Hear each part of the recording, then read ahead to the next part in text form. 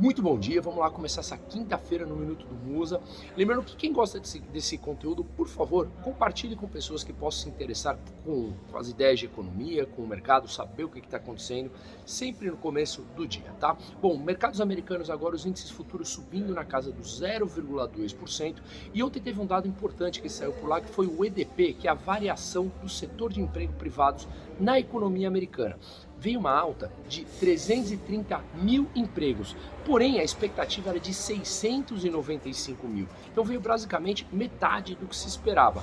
Isso ainda é outro dado importante, no meu entender, que sigo com aquela ideia. Os Estados Unidos não subirão o juro, ou melhor, o Federal Reserve, o Banco Central Americano, não subirá os juros americano, que hoje está entre 0 e 0,25, e manterão a sua política de compra de ativos na casa hoje de 120 bilhões de dólares mensais, inalteradas por um bom tempo ainda, tá? Ontem saiu por lá também o PMI, que veio levemente melhor do que se esperava. E hoje tem, como toda quinta-feira, o pedidos de seguro-desemprego, tá?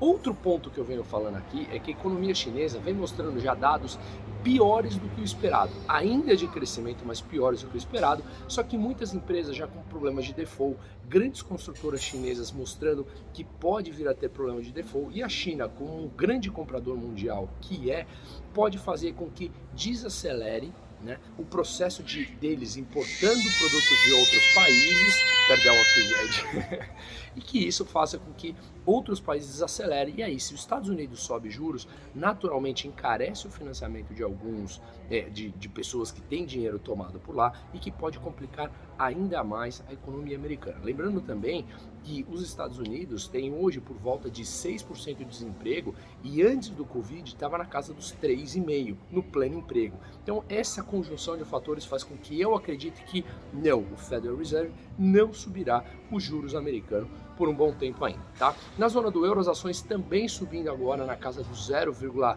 0,2%, e o Banco Central da Inglaterra hoje mantendo juros na casa de 0,1% inalterados, assim como a zona do euro, que também não deve mexer nos seus juros, que está em zero, como a gente vem falando aqui também semanalmente, tá?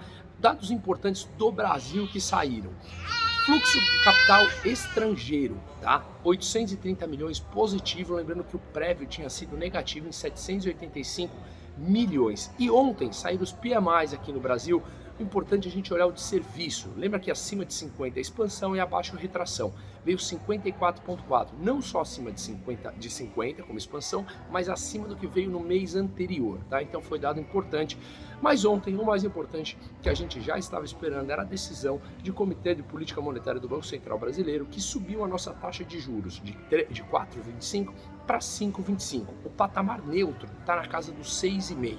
O que significa que isso seria basicamente igual ao que se espera do IPCA, da inflação. O Brasil hoje não pode ter, ou não faz sentido, ter juros real negativo na magnitude que tinha. Justamente por isso, quando o Banco Central levou a 2% para uma estratégia de jogar o dólar para cima, vender as suas reservas a um dólar mais alto, passar as reformas e aí sim conseguir fazer com que trazer os juros a patamares normais de novo, como está fazendo agora, e aí aprovando as reformas, trazer um fluxo importante de capital, que é o que eles falaram, isso lá atrás parece estar acontecendo. Na minha opinião, é isso que vai acontecer e o juros deverá subir aí para 6,5%, 7%.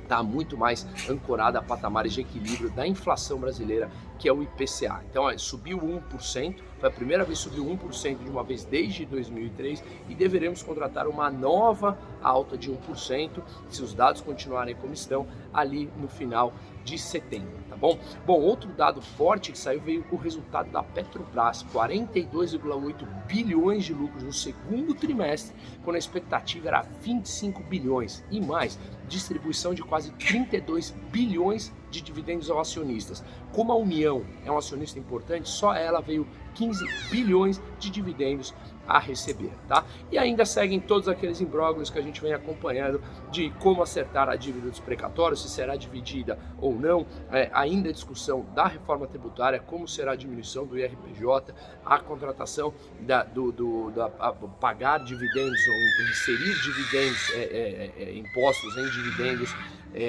se vai ser de 20%, quem vai ter exceção sobre isso, enfim, essa discussão segue, mas eu acho que o mais importante a gente abordou aqui. Então, uma ótima quinta-feira a todos. Dúvidas, por favor, me avise. Um forte abraço e uma ótima quinta-feira novamente.